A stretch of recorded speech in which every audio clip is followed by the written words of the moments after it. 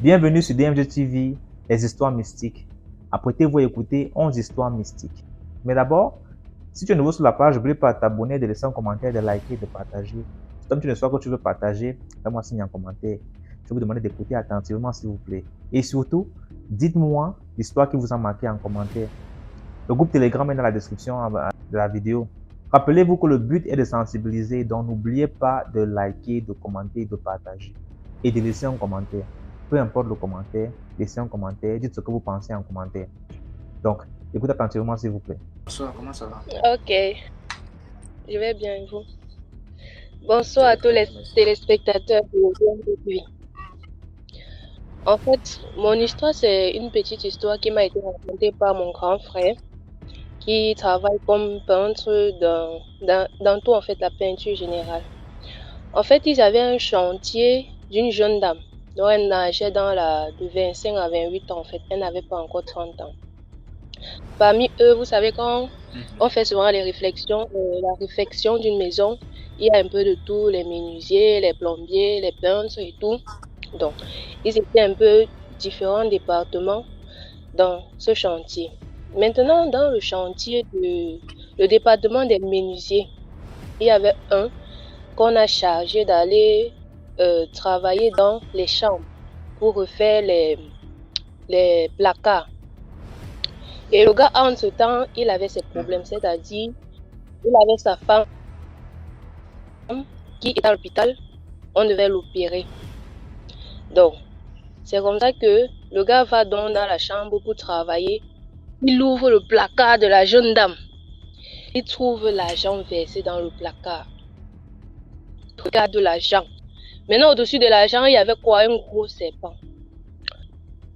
Le gars regarde l'argent, il regarde le serpent. Il regarde l'argent, il regarde le serpent. Il dit au serpent que j'ai pas un problème avec toi. Comme tu me vois là, j'ai trop de problèmes. C'est avec l'argent que j'ai un problème. Il recule le serpent, il compte 300 000. Seulement ce qu'il avait besoin. Il se tourne, il sort directement, il rentre. Il n'avait même pas encore travaillé, il est directement rentré. La jeune dame, elle sent au bureau que quelque chose ne va pas chez elle. Elle rentre, elle demande, c'est mon gars, qui a touché quoi dans ma chambre? Qui a travaillé là-bas? Les gars lui demandent que, mais on a touché quoi? La go ne dit rien. Elle dit seulement que qui était dans ma chambre, qui a touché quoi? Donc, le chargé des menuisiers demande à ce gars que, mais qui a donc travaillé dans tel secteur? On dit c'est tel. Le gars dit, mais il est où? Où tous se rendent compte qu'en ce temps, le gars n'est même plus au chantier depuis. Elle dit que, pardon, amenez-moi chez la personne là, j'ai besoin de lui voir. C'est comme ça qu'elle prend deux de ses collègues qui vont chez lui. Le gars se préparait déjà pour aller à l'hôpital, vu qu'on devait opérer sa femme. Quand le gars arrive, elle voit le gars, elle dit que, papa, pardon, l'argent que tu as pris là, donne-moi. Donne-moi l'argent là et je vais te donner l'autre 300 000. Le gars lui a remis les 300 000 et à l'instant, elle-même lui a directement remis un autre 300 000. Je ne sais pas la différence qu'il y avait entre le 300 000 qu'elle a pris et le 300 000 qu'elle a donné au gars. Mais ils ont fait l'échange de 300 000. Elle s'est tournée, elle est partie, il ne s'est rien passé. C'est où les gars demandent donc à celui-là, qu'est-ce qui s'est passé? C'est le gars explique que non, on s'était arrivé dans la chambre, mais il a vu l'argent, il a vu ses problèmes, mais il a d'abord compté sa part sur ça, il est parti lui. Donc c'était juste une petite histoire, pas pour encourager les gens à voler, mais pour dire que parfois il faut se suffire en fait. Si tu as un problème de 1000 francs et que tu tombes même sur 1 million, prends ce qui va suffire pour tes 1000 francs. Ne cherche pas à penser une fois à tes problèmes de toute l'année. Dis que non, j'ai vu 1 million, j'ai des problèmes toute l'année, il faut que je gère mon année. Non. Donc c'était juste ma petite histoire ce soir. Merci. En fait, le truc, c'est tu pars chez quelqu'un, tu vois son argent, ne prends pas. Il n'y a pas que tu prends seulement ta part qui suffit. Ok. Tu pars chez quelqu'un, tu trouves son argent, c'est pas pour toi, c'est pour la personne. Comment tu peux dire que tu pars chez quelqu'un, tu trouves l'argent, tu prends seulement ce qui suffit ton problème. Ok, c'est ton argent. Bon, en tout cas, merci beaucoup pour ton histoire. Mais au fait, moi, quand je fais des rêves, je n'arrive pas, je sais pas à qui ça, genre, je sais pas ce qui va arriver. Je fais que des rêves sur lesquels, genre, dans les rêves, c'est des trucs qui m'arrivent sur le moment. Et je ne sais pas comment expliquer ça. Et quelques temps après, on va me dire que quelqu'un est mort ou bien quelqu'un est tombé malade, vous voyez. Déjà, quand j'étais un peu plus jeune, il y avait mon grand-père. Bon, moi, je ne savais pas qu'il était malade, qu'il était vraiment, vraiment malade. Je savais qu'il était juste malade. Et j'ai fait un rêve, où dans le rêve, on a fait un accident. Il était dans la voiture et il est mort.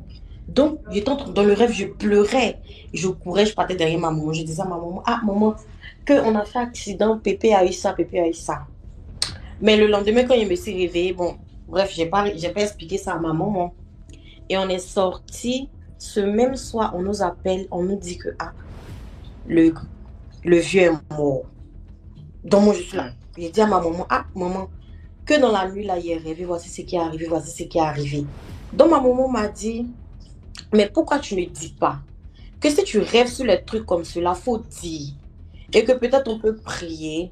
Donc ma maman m'a dit de parler. Si je fais des rêves, de parler, de ne pas garder ça pour moi. Et donc comme ça, l'année passée, j'ai fait non, cette année. Non, l'année passée, oui. J'ai fait un rêve où dans le rêve, il y avait de l'eau chaude qui est versée sur moi. C'est-à-dire qu'on était en train de préparer, tout juste avec ma maman était en train de préparer sur le fourneau et puis elle m'a dit d'aller enlever la nourriture au feu. Et quand je suis allée enlever, l'eau est versée sur moi et toute ma partie est devenue violette. Donc j'ai commencé à pleurer. J'ai pleuré. Quand je me suis réveillée, même j'avais des larmes. Et bon, j'ai pas expliqué ça à ma maman. J'ai pas expliqué ça à ma maman encore. J'ai prié, j'ai dit, ah Seigneur, pardon, épargne-moi de ce qui est mauvais, tout et tout. Et ça n'a pas duré. Ma grand-mère m'a appelée. Elle m'a dit qu'elle elle avait une maladie. On appelle ça comme l'insuffisance rénale. Elle a eu l'insuffisance rénale. Et donc, elle m'a demandé de prier. C'est après, j'ai pas dit ça quelqu'un a dit sur cette partie, sur mon ventre. Sur mon ventre. L'eau était versée sur mon ventre. Et c'est après que j'ai dit à ma maman que voici ce qui est arrivé, voici ce qui est arrivé. Et à chaque fois, même quand je sors avec quelqu'un, quand la personne a des esprits, je ne sais pas comment je vais expliquer ça, quand la personne a des trucs qui le fatiguent, moi je ressens ça. Genre, c'est-à-dire, si la personne, il y a des esprits derrière la personne, tout et tout. Bon, les attaques qu'on voit à la personne, moi je vois ça d'abord. Donc, c'était un peu mon petit truc que j'ai oublié. Merci beaucoup, Mary. Merci. Mais s'il te plaît, la prochaine fois, ne lis pas les commentaires quand tu veux raconter. Ça te distrait d'abord et puis ça fait, on n'est même pas sûr dans ton histoire. Ces rêves sont des rêves prémonitoires.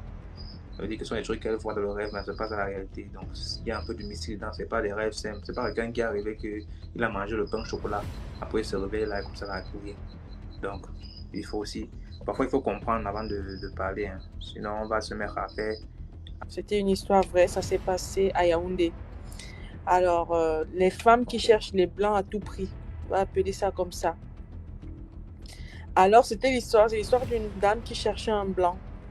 Elle avait déjà eu un blanc et malheureusement, quand tu dors l'esprit, on t'applique. On avait arraché le blanc.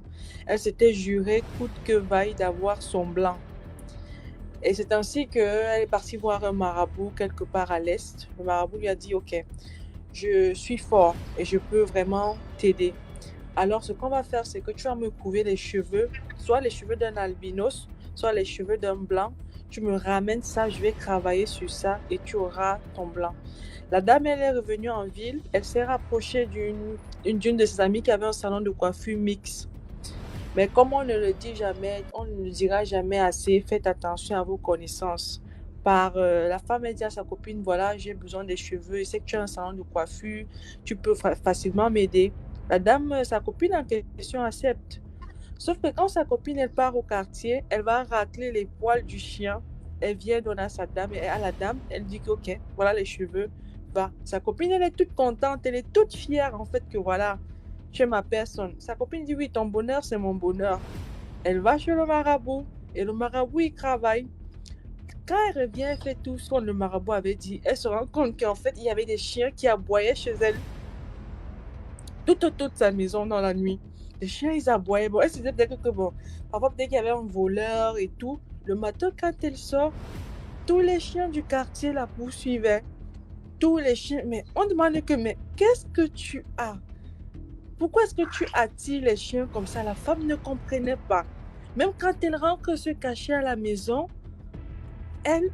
les chiens, ils sont toujours là en train d'aboyer. Et finalement, on a dit à la dame, il y a quelque chose qui ne va pas. Et on a travaillé encore sur elle. On a travaillé sur elle. Et en fait, ça allait mieux. Mais vraiment, faites attention à vos amis.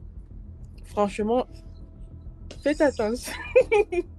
Faites attention à vos amis. Le marabout, il n'a pas su. Le marabout, tu donnes, il travaille. Lui, il est là pour son argent, pour faire ce qu'il a fait. Il ne veut pas savoir le reste. Parce que plus tu vas perdre en argent, plus tu vas venir, plus lui va se faire de l'argent. Donc, le marabout, il n'en a rien à foutre, en fait. Donc, bon, c'était ma petite participation. Elle est devenue dog woman. On peut dire comme il y a 4 woman. Ok, l'histoire que je vais vous raconter ce soir, c'est l'histoire d'un oncle qui a fait une erreur de jeunesse. Quand il était un peu plus jeune, il était amoureux d'une fille au village et tout. Donc, ils s'aimaient tellement et ils ont décidé de faire un pacte. Donc, la dame disait, il faut me promettre qu'on va s'aimer jusqu'à la mort. Donc, mon oncle a dit oui. Et elle dit, ok, pour être sûr, on va aller chez un charlatan qui va nous sceller cet amour-là. Donc, ils sont allés chez un charlatan dans le village qui leur a donné un petit cercueil où il a mis 2 poupées. Donc, les 2 poupées étaient attachées avec un fil noir et on a mis les 2 poupées dans le petit cercueil. On les a demandé d'enterrer ça à un endroit où personne ne pourra déterrer. Personne ne pourra trouver ça. Donc, ainsi, leur amour va durer jusqu'à même après la mort. Ils seront toujours amoureux l'un et l'autre. Donc, c'est comme ça qu'ils sont venus. Ils ont creusé dans un champ. Et c'était le champ du père de mon grand-père.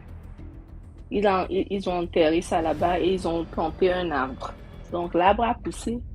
Et quand il a atteint la majorité, il voulait construire sa maison. Il a demandé à son père de lui léguer la partie du champ là pour qu'il construise sa maison. Le grand-père n'avait pas compris pourquoi est-ce qu'il voulait construire la maison dans le champ. Mais il voulait construire parce qu'il voulait s'assurer justement que personne ne coupe jamais cet arbre-là et que l'arbre-là soit au milieu de leur maison. Donc, c'est comme ça que, ok, son père a dit, d'accord, si tu veux vivre dans les champs, moi, je n'ai pas de problème. Ça m'arrange parce que tu pourras également veiller sur les champs aux gens qui viennent voler le maïs et tout et tout. Donc, son père a légué la partie du champ. Il a construit sa maison, il a épousé la jeune fille. Ils ont eu 3 enfants. Ils ont grandi. Maintenant, concours de circonstances, mon oncle a attrapé l'hépatite B. Et en ce moment-là, il n'y avait pas... C'était au village. Le temps de savoir qu'il avait l'hépatite B, il était rongé, il avait maigri. Genre, il était presque sur le point de mourir. Il n'y avait plus rien à faire, même quand on l'a dépêché à l'hôpital. Maintenant, il était maigre sur le lit, il agonisait. S'il te plaît. Oui? Allô? Oui, je t'écoute. Je vous écoute. Allô?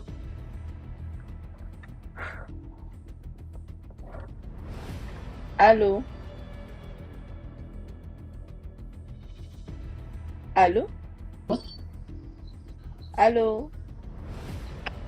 Vous m'entendez? Tu peux reprendre à partir de là où il a construit la maison. Il voulait construire sa maison à côté de l'arbre là. Ok, d'accord. Donc, je disais, mon oncle demande à son père, je veux construire ma maison exactement là où le manguier est placé dans le champ. Donc, son père lui demande, mais pourquoi est-ce que tu veux habiter dans les champs? Il dit, non, je veux juste habiter dans les champs. Donc, son père lui lègue le terrain, il construit la maison parce qu'il veut s'assurer que là où l'arbre est planté demeure dans sa cour pour que personne ne déterre jamais le petit cercueil enfoui sous-sol. Donc, il construit la maison sur le terrain, il épouse la jeune fille et ils font 3 enfants. Concours de circonstances, il tombe malade et c'était l'hépatite B. En ce temps-là, il n'y avait pas vraiment... les gens n'allaient pas vraiment à l'hôpital. Donc, le temps qu'on sache que c'était l'hépatite B, il était déjà au stade terminal, donc il allait déjà mourir.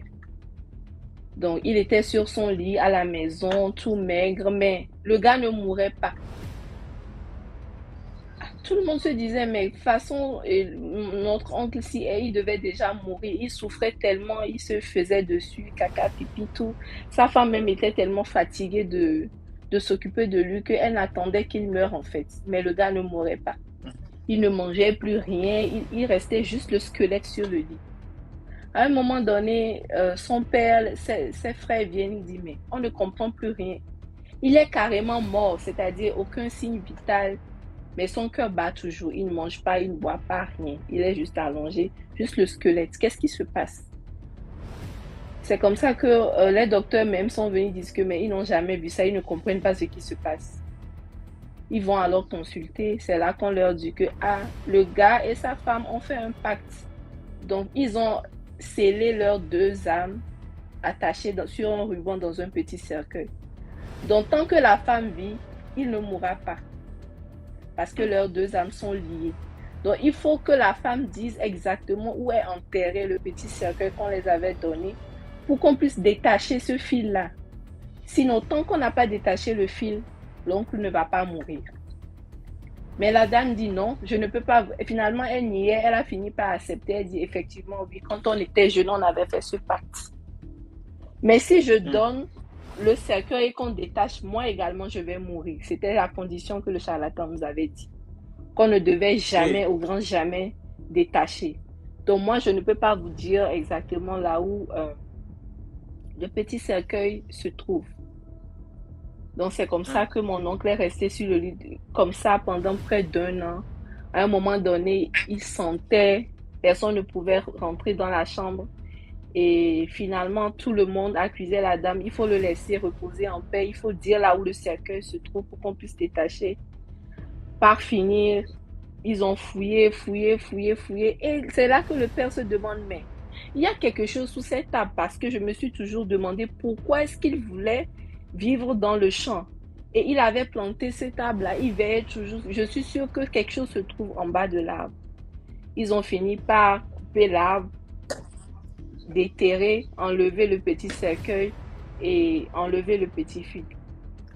Au moment où ils ont détaché le fil, la dame est tombée, elle a fait une crise, elle est morte. Le gars aussi, son cœur a arrêté de battre. Donc, c'est juste pour dire que dans la vie, il ne faut pas faire juste les trucs par amour. On s'aime, faisons un pacte de sang, allons chez un charlatan, faire un pacte. Tu ne sais pas qui va partir avant l'autre. Donc, voilà, c'est ma petite histoire en fait. Merci beaucoup, user. Yeah. Merci à vous aussi. Et donc, je reste dans les commentaires. Merci pour les cadeaux, PC Flore, MM. Oh, merci pour les cadeaux. Oh, c'est gentil. Donc, je voulais raconter une histoire que le papa d'une de mes amies m'a racontée. Il est marin. Il est marin et il navigue sur l'Ogoué. C'est un fleuve qui traverse plusieurs provinces au Gabon. Et il visite parfois les villages vraiment profonds, les gens qui sont loin de la civilisation et tout. Donc, il nous avait dit, comme on est venu au Sénégal, il nous a dit, vous partez au Sénégal. Quand tu pars dans un endroit, si tu trouves quelqu'un que tout le village saute à cloche-pied, toi aussi, il faut sauter à cloche-pied. Si tu arrives quelque part, on te dit ne fais pas ça ou ne fais pas ça, il faut écouter parce que ceux qui vivent là-bas, ils savent pourquoi ils te demandent de ne pas faire. Donc, il a expliqué qu'en fait, il est dans une compagnie, c'est une compagnie maritime au Gabon et il y a beaucoup d'étrangers qui travaillent là-bas. Et dans son groupe, il y avait un Nigérian. Ils ont pris le bateau, ils ont commencé à naviguer et tout. Et la nuit, il les a trouvés. Donc, le capitaine a dit non, lui, il vient d'un village à côté. Il veut aller saluer ses parents dans le village là-bas. Donc, il veut que si les autres veulent l'accompagner, ils peuvent descendre du bateau et l'accompagner. Donc, ils sont descendus, ils sont partis dans le village et tout. Arrivés dans le village, on leur a expliqué que quand tu viens dans le village, tu vas remarquer qu'il y a des pierres précieuses et il y a des pierres précieuses et il y a l'or dans le village. Il y avait une rivière en fait. Et il y avait des pierres précieuses et il y avait de l'or dans la rivière là. Le chef du village a expliqué que non. La rivière là, c'est là où leur génie dort. Donc, peu importe ce que tu vas voir qui va t'attirer dans l'eau là, peu importe ce que tu vas voir qui va t'attirer dans l'endroit, ne pars pas et ne mets pas ta main ou même ton pied ne doit pas toucher l'eau parce que, en tout cas, eux, ils ne seront pas responsables de ce qui va t'arriver. Donc, le papa de mon ami et ses collègues ont monté les tentes et leur capitaine, lui, il est parti dormir chez ses parents. Il y avait un Nigérian à l'intérieur du groupe et le gars, lui, depuis qu'on leur avait expliqué qu'il y a la rivière qui coule là-bas, qui a l'or et tout, il faisait que parler que non, lui, il vient du Nigeria, les choses du Gabon ne peuvent pas le dépasser. Est-ce qu'on connaît du village d'où il vient? Lui, il va aller prendre ça et tout et il ne va rien lui arriver. Les gens lui ont dit que, quand tu viens quelque part, si on te demande de pas faire, ne fais pas, laisse, c'est pas grave, laisse, on va continuer et tout. Lui, il a dit non, il vient du Nigeria. Au Gabon, il n'y a pas quelque chose qui peut le dépasser, il sait d'où il vient. Les autres ont monté les tentes, ils se sont endormis. Le gars est parti, il faisait que parler en tout cas. Les autres lui ont dit que non, peu importe d'où tu viens, il faut respecter les villages des autres, dormons. Tout le monde a dormi. Le matin, quand eux, ils se réveillent, ils se rendent compte que le Nigérian n'est plus là. Sa tente est vide. Ils ont commencé à chercher et tout, à aller demander partout que est-ce que vous avez vu tel et tout, est-ce que vous avez vu le monsieur qui était là avec nous et tout machin, est-ce que vous avez vu le monsieur? Les villageois ne répondaient pas, personne ne leur a répondu. On leur a seulement demandé d'aller voir le chef.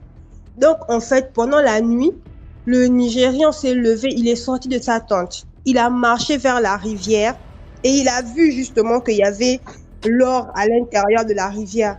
Il a tendu sa main. En fait, vraiment la rivière, le papa de ma copine a dit qu'eux-mêmes, ils sont partis voir la rivière. Et la rivière, en fait, quand tu regardes, tu vois le fond. Ça a vraiment pas l'air profond, en fait. Quand tu regardes, tu vois le fond, tu te dis que non, si tu mets la main, tu peux toucher le fond, en fait. Donc, le gars, il est parti, il a mis la main, il a voulu attraper. En tout cas, on l'a tiré dans l'eau là-bas. Jusqu'à aujourd'hui, on l'a plus jamais retrouvé. Et le chef du village avait dit que même si... Parce que le capitaine a parlé en disant que non, est-ce qu'on peut pas aller parler au génie et tout pour dire que non, est-ce que même relâcher juste le corps, quoi, pour qu'on puisse remettre le corps à sa famille parce qu'il a disparu tout en entier. Il y avait plus rien qui est resté. Le chef du village a dit que non, ils ne peuvent rien faire.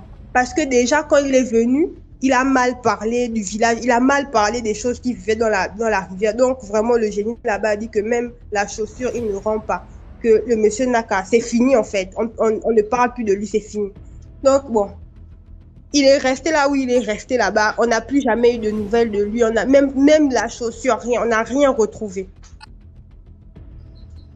Donc, vraiment, quand tu pars quelque part, si on te dit que le pied droit avant le pied gauche, mon frère, pardon, le pied droit avant le pied gauche, tu ne sais pas ce qu'il y a là-bas, tu ne sais pas ce qu'ils gardent chez eux. Donc, fais comme on t'a demandé, tu rentres chez toi, c'est fini.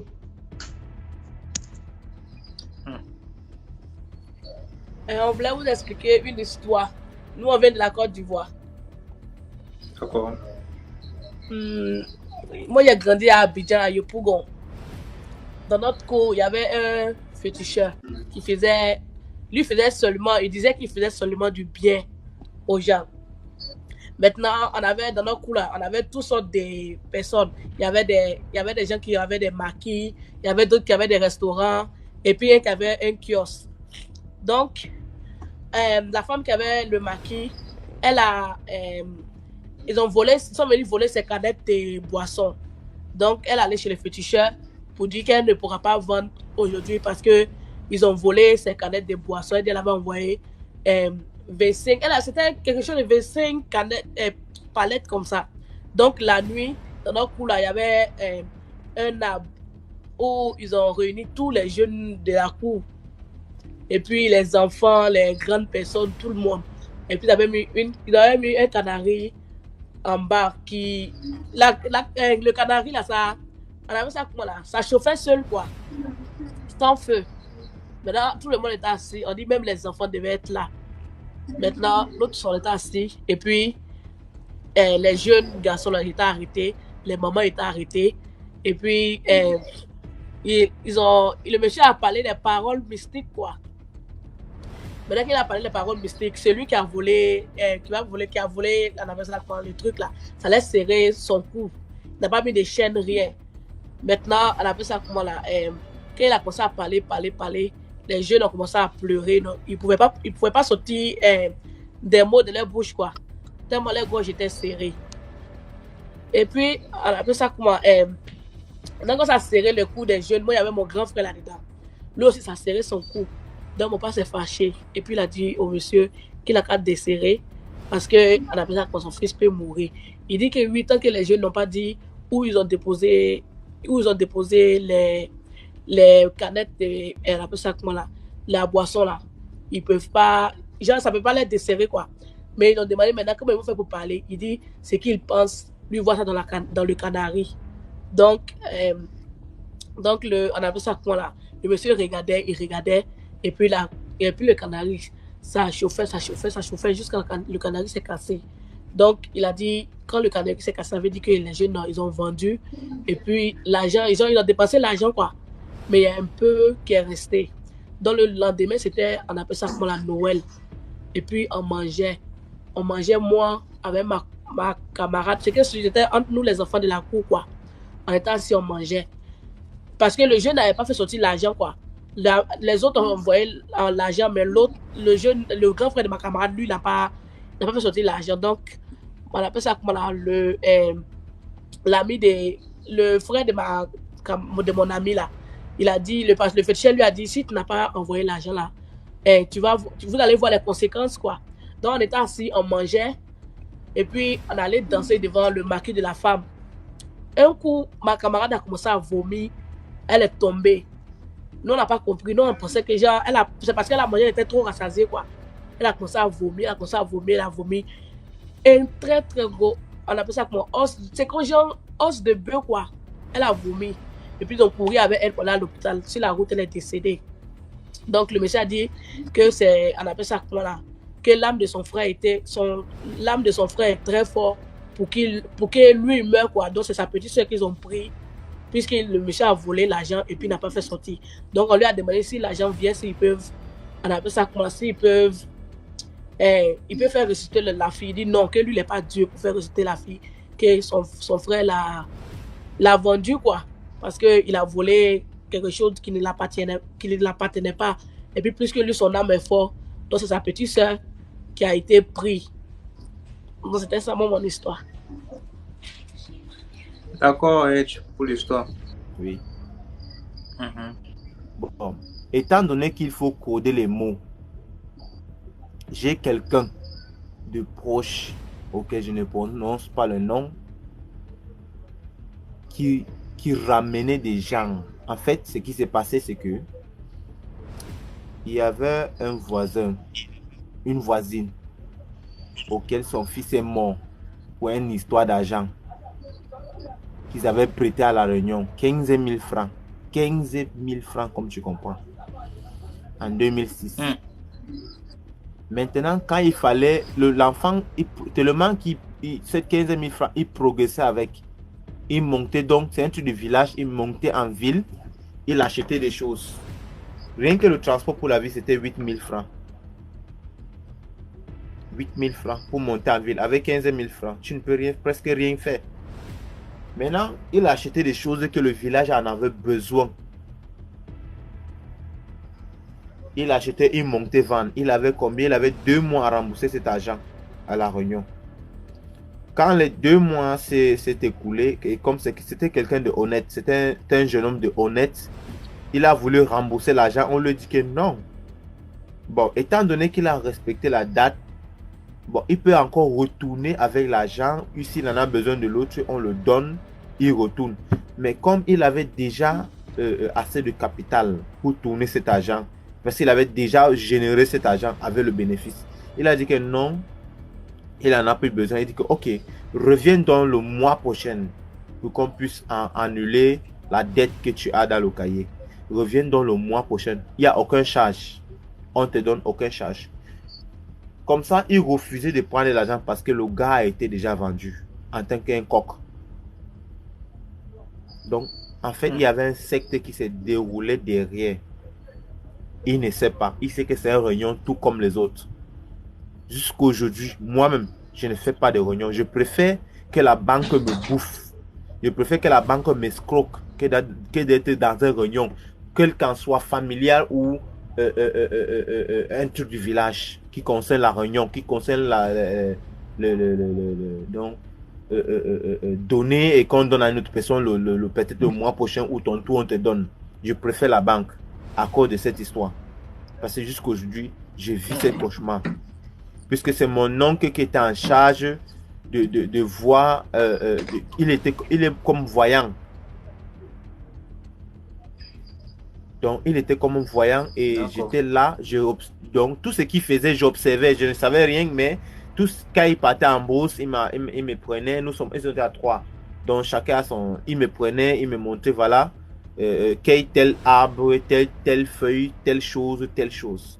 Là où j'ai eu le plus peur, le gars est mort pour 15 000 francs. Et quand le gars est mort, la maman du garçon est venue.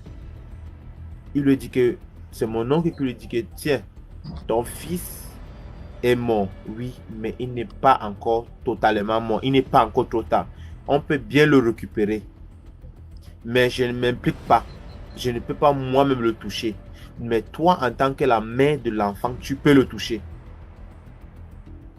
Mon oncle pouvait voir. Elle-même pouvait voir, mais à travers mon oncle. Mais il ne pouvait pas. Mon oncle ne pouvait pas le toucher à sa place. Elle-même, c'est elle seule qui pouvait le toucher. Ce qui se passe, c'est que le gars a été vendu. Il travaillait quelque part, mais il est mort là où il est né. Il est mort. Devant sa mère, ses parents, il est mort. Mais le gars travaillait ailleurs. Mais pour un terme qu'on peut comprendre, nous qui sommes naïfs dans certaines choses, qu'on se dit que non, tout est seulement facile dans la vie, il suffit de fréquenter et avoir un diplôme et travailler et pour avoir l'argent, non. Pour nous faire comprendre maintenant, ils ont dit que en termes mots faciles, on a utilisé ça comme formula, on te dit, c'est le formula qu'ils appellent. Bon, le monsieur, il lui dit que tu peux récupérer, mon oncle lui dit que tu peux récupérer ton fils. Mais c'est toi et c'est ton cœur, c'est ta détermination envers ton fils qui peut te permettre de récupérer ton fils. N'appelle pas son nom. Il lui donne que viens avec un coq, avec les œufs d'un poule du village. Viens et à minuit, dans un champ de café, comprends-moi bien, dans un champ de café, tu vas te tenir à tel endroit. Tu vas voir beaucoup de gens passer. Je ne sais pas si tu vas reconnaître cette personne, ce genre, mais la seule personne que tu dois beaucoup plus focaliser, c'est ton fils. Sache une chose, c'est ton fils que tu dois focaliser et c'est ton fils qui t'amène là. Donc ne vois pas une autre personne. Tu parles. Elle était quoi? Sur forme d'un poulet pourri. Elle est placée là comme un coq pourri en bas d'un café. Maintenant, c'est quoi? Ils ont travaillé, fatigué, l'heure de repos. Ça se passe la nuit. L'heure de repos maintenant. Le gars, il est enterré dans la vraie vie. Sa tombe est là. L'heure de repos maintenant. Ils sont en train d'aller faire un pause. La maman a vu son fils. Il a vu des gens qu'elle connaissait qui étaient déjà mortes ou morts. Étant donné que la mission était de uniquement sauver son fils, elle s'est tenue là comme un coq mort, comme un coq pourri en fait. Ça puait, elle puait. Bon, je ne sais pas, dans le monde, chacun passait sa route, elle était là placée en bas d'arbre. Ce qui se passe, c'est que quand son fils maintenant le traversait, parce qu'il passait en rang, quand son fils le traversait, elle a bondi, elle a arrêté son fils en criant son nom. En criant son nom. C'est comme ça que on a pu sauver son fils. Son fils est rentré et elle a ramené son fils sur le tapis. Donc, c'était sur un habit noir. Elle est placée sur un habit noir. Mais enfin, ce n'était pas un habit noir. Moi aussi, en tant que...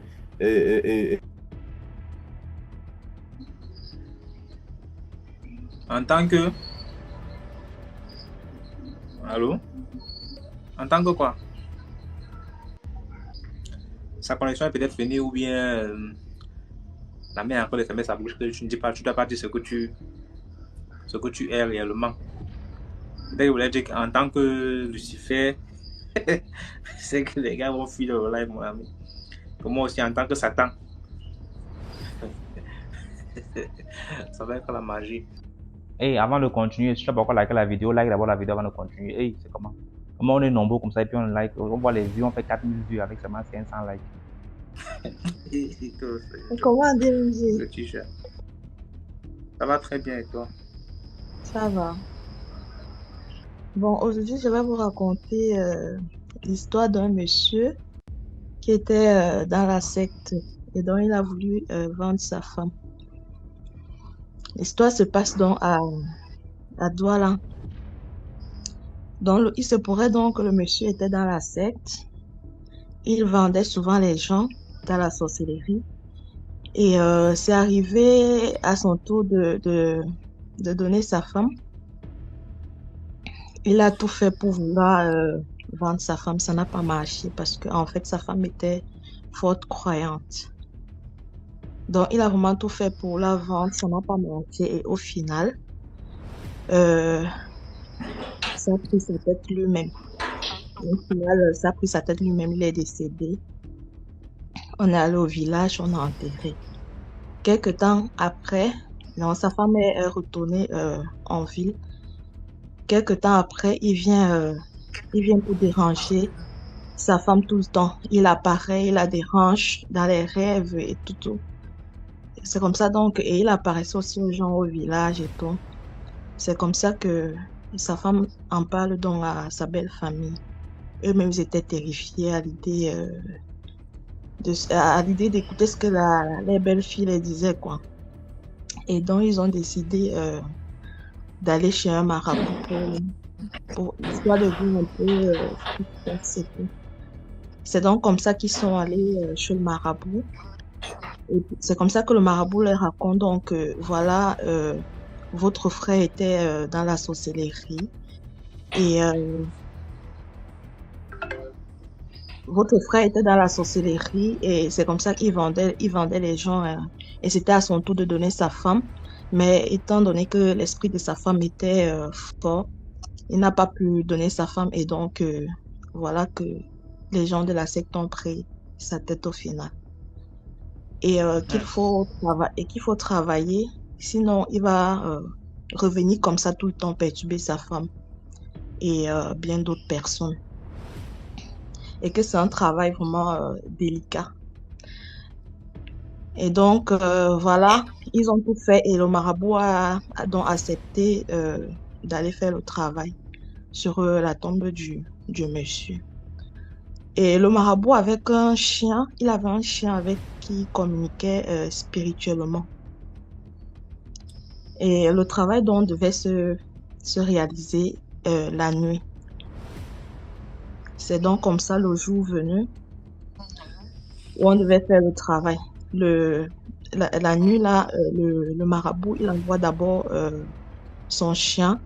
Il envoie son chien d'aller regarder la tombe du monsieur. Donc genre il envoie son chien d'aller regarder si le monsieur est déjà de retour, s'il est rentré.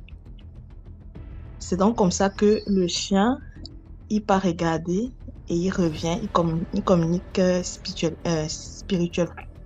spirituellement au monsieur que le monsieur est effectivement de retour. Le monsieur dit bon, ok, on va se lancer. C'est donc comme ça qu'ils sont allés. Ils ont donc déterré le monsieur. On a ouvert le cercueil. Ils ont trouvé que le monsieur était intact, même pas décomposé. Même pas décomposé. C'est donc comme ça qu'ils ont fait l'autopsie. Donc on a On a fendu le ventre du monsieur. On a enlevé son cœur. Et on a fendu le ventre et il saignait comme si il venait à peine de mourir. Du sang frais encore. C'est donc comme ça qu'on a enlevé son cœur. On a brûlé.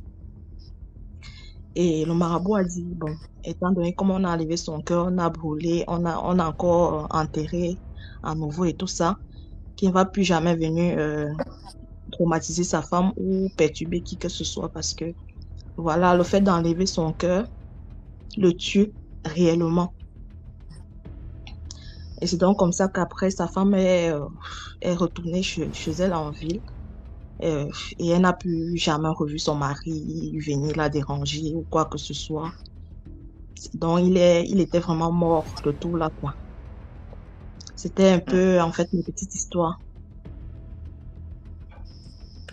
Merci beaucoup pour ton histoire, Lydia. Ok. Je suis gabonaise, je vis au Sénégal et les faits se passent en 2018.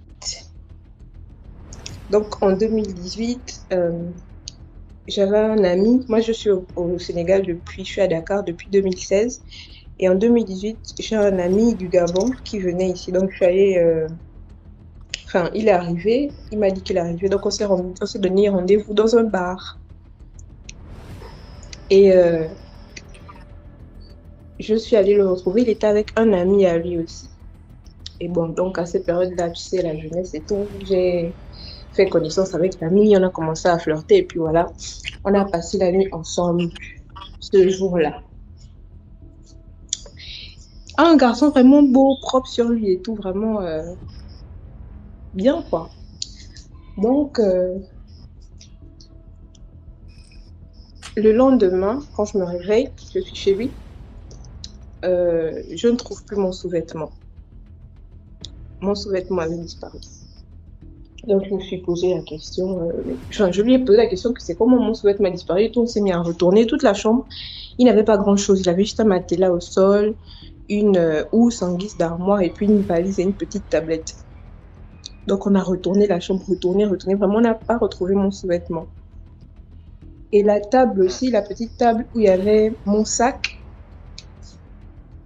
il n'y avait que mon sac sur la petite table. Cette table-là était remplie d'eau.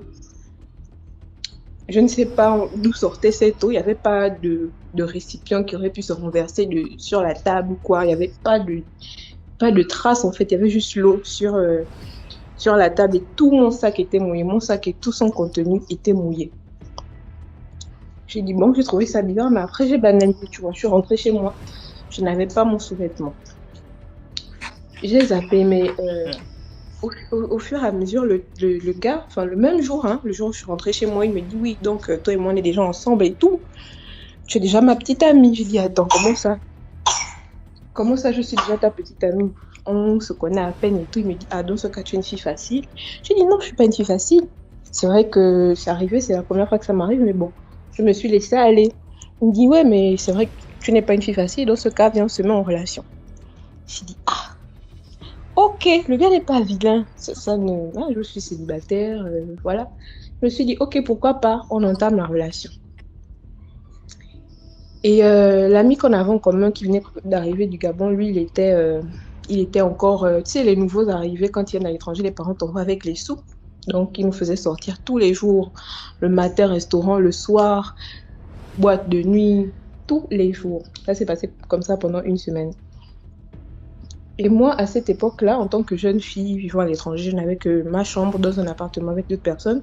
Je ne faisais pas rentrer les garçons dans ma chambre parce que je trouvais ça bizarre de faire rentrer. Je suis là avec les autres et puis on me voit faire rentrer les garçons dans ma chambre. Je trouvais ça bizarre. Donc, j'ai décidé de pas faire rentrer les garçons. Mais lui, il voulait venir dormir chez moi. Limite, on se prenait la tête, mais vraiment, on se prenait la tête dans la rue même. Arrête, pourquoi tu veux venir dormir chez moi et tout? Oh, mais pourquoi si je veux pas venir dormir chez toi, dors seulement chez moi? Pourquoi je peux pas venir dormir chez toi? J'ai toujours refusé. Franchement, je ne me suis pas laissée faire, j'ai toujours refusé. Sauf qu'un soir, on devait aller en boîte. Donc, j'étais chez lui parce qu'on avait passé la journée à la plage. Après la plage, on allait chez lui. Maintenant, je devais aller chez moi pour me changer, pour aller en boîte. Donc, il m'a accompagnée chez moi. Il était censé m'attendre là au couloir et tout pour qu'on aille en boîte de nuit, enfin que je me change et puis on part en boîte de nuit. C'est toujours l'ami en question là, l'ami en commun qui devait nous faire sortir. Sauf que, à quelques heures, l'ami en question a décidé d'annuler la soirée, d'annuler la sortie. Mais on était déjà chez moi. Et donc là, il me dit, ouais, il devait être 22h. Il me dit, ouais, je veux juste m'allonger 2 minutes, essayer de me reposer un peu et tout machin. J'ai dit, ok, mais franchement, j'étais de mauvaise humeur déjà parce que je me suis dit, mince, moi, je ne voulais pas qu'il entre dans ma chambre en fait. Sauf que finalement, il y est. Donc, il est resté là à dormir et tout. Moi, je ne voulais pas m'endormir parce que j'étais là, bon, je vais attendre qu'il se lève pour pouvoir partir chez lui. Mais le gars a dormi. Et j'étais vraiment, vraiment énervée, vraiment, j'étais pas bien.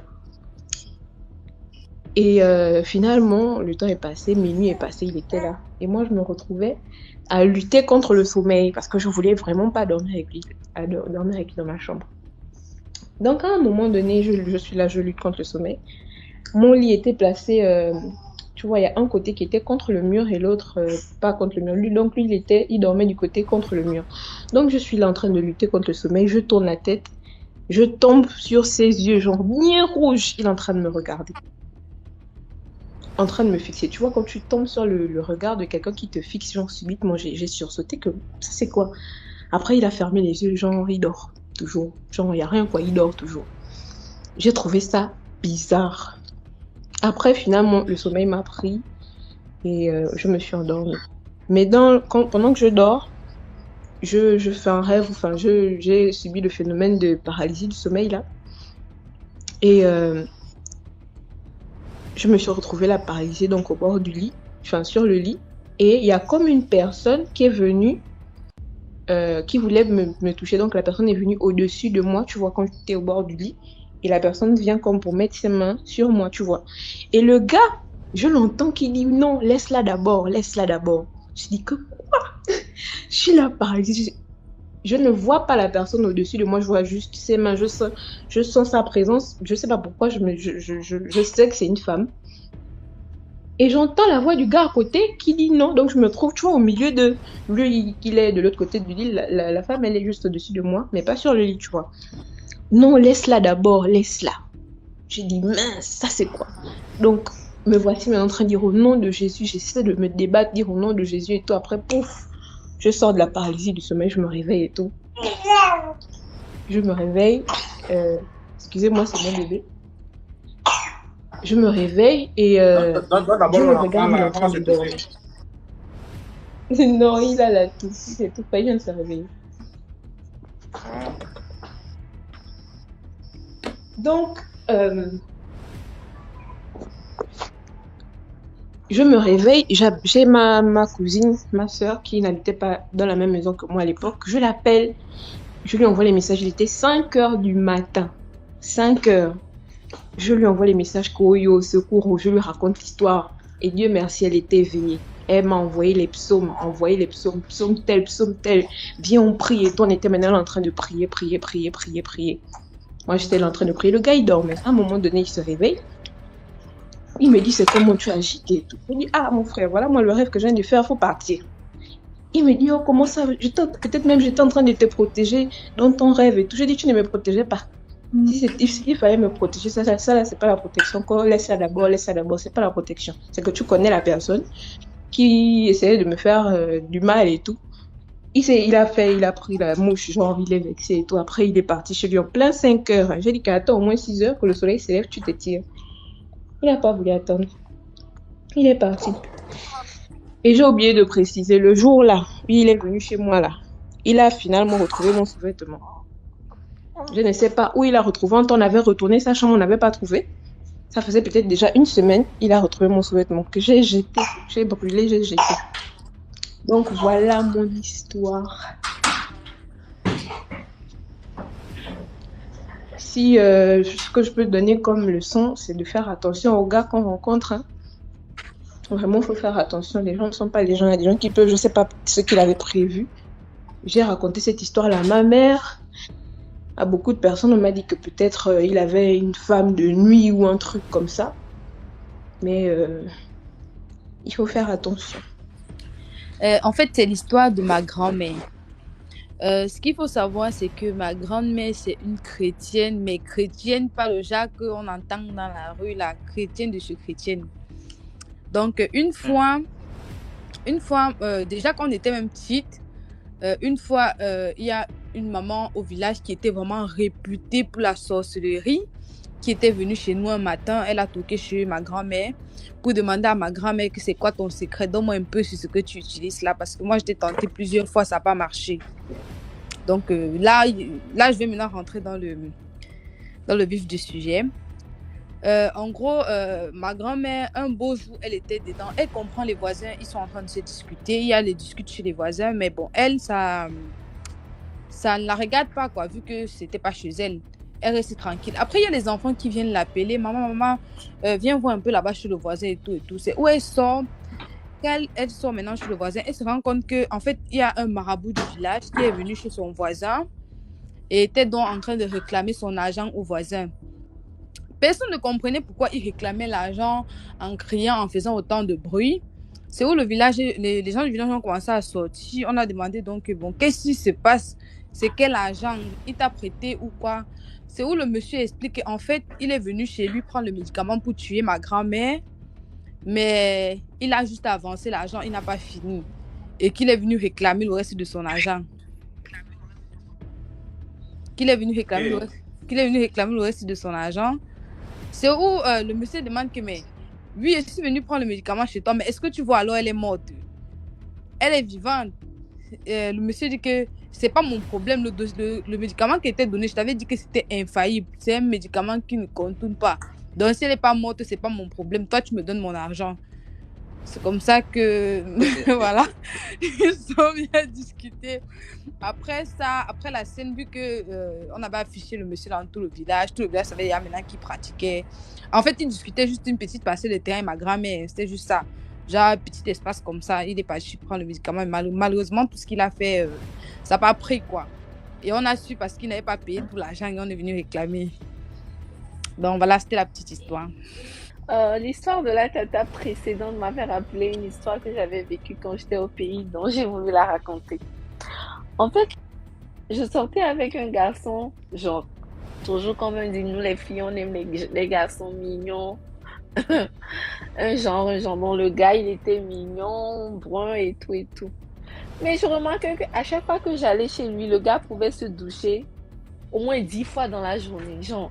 À chaque minute, il dit « Ah, j'ai chaud », il part, il se douche, il revient. « Ah, j'ai chaud, je me sens... » Voilà, monsieur propre. Vous êtes allongé sur le lit, il dit « Ah, j'ai l'impression qu'il y a du sable sur le lit. Descends, je change de drap. » Il pouvait changer de drap autant de fois, balayer, nettoyer. Ah. Je disais à ma mère, j'ai dit à ma mère « Ah, je dis que je fais la propreté, mais là, je suis tombée sur un gars. Le gars peut se doucher 10 fois, il peut changer de drap. Il a tout le temps, il dit qu'il y a du sable dans la chambre. Et puis ma mère dit, ah, fais attention. Le jour qu'il a commencé, il y a du sable sur le lit.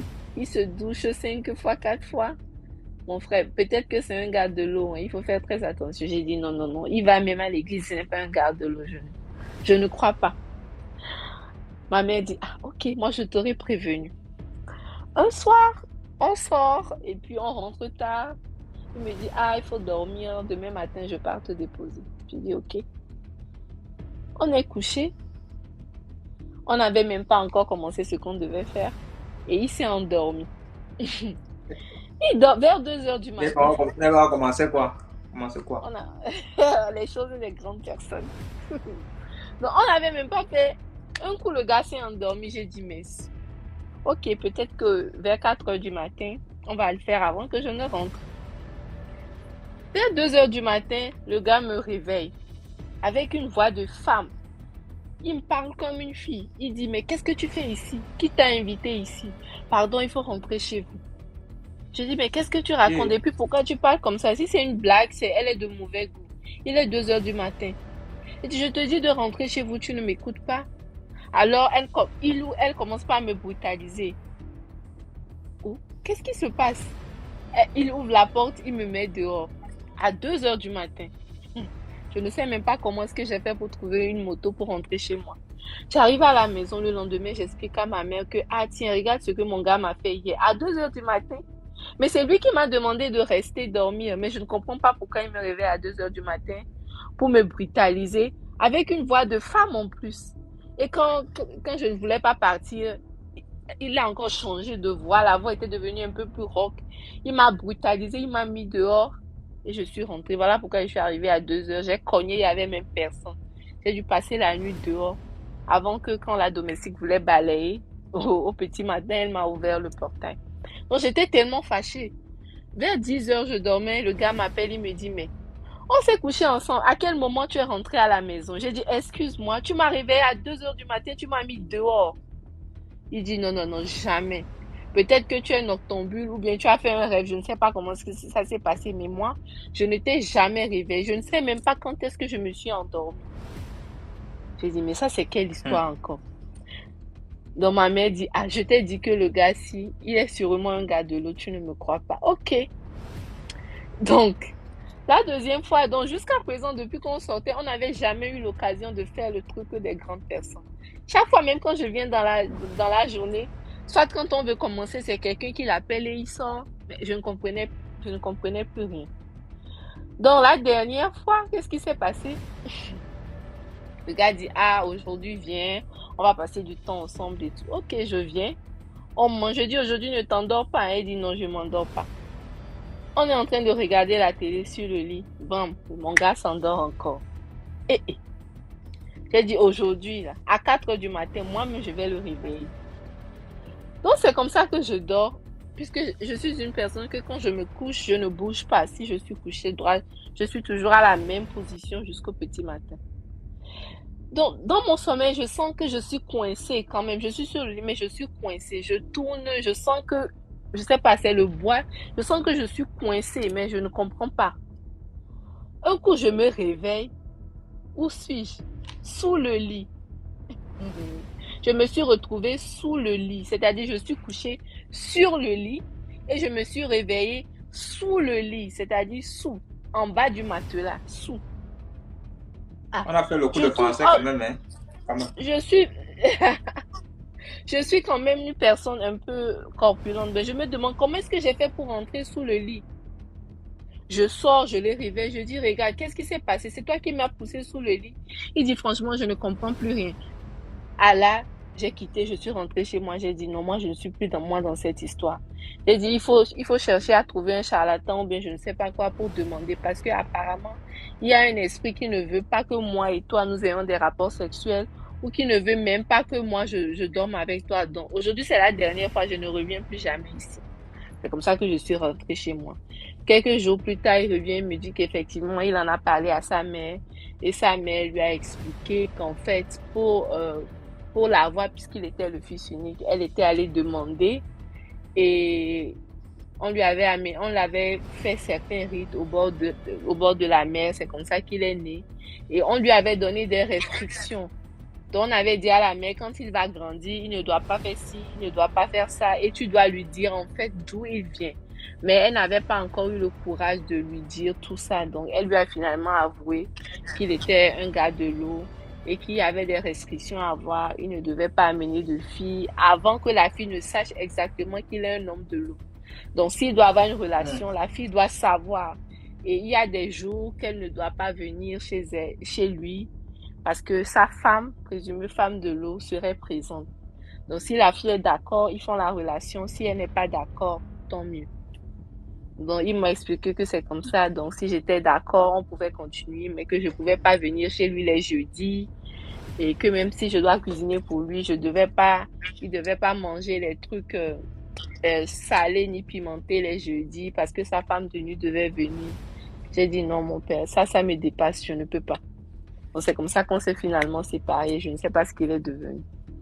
Donc, c'était ma petite histoire pour vous dire que quand vous voulez rentrer dans une relation, essayez d'étudier d'abord des gens. Quand vous voyez le gars a des comportements bizarres, il se douche 5 fois, il nettoie, il est un genre, commencez par vous poser les questions. Et je dis toujours que parfois nos mères nous parlent, on n'entend pas, mais ce que nos mamans ont vécu là, c'est-à-dire qu'elles ont, je sais pas, elles ont vécu des choses qui leur donnent la capacité de nous donner certains conseils que nous devons quand même prendre en compte. Donc, c'était tout ce que je voulais dire ce soir. Merci et bonne soirée. Merci beaucoup pour l'histoire. Et merci beaucoup pour le conseil. Maintenant, il me lave même plus il me lave seulement une fois par jour maintenant. Bon, une fois après 2 jours. Une fois après 2 jours, maintenant, c'est bon. Vous avez compris, non, les gars? Vous l'avez plus trop. Une fois. La semaine même, c'est bon.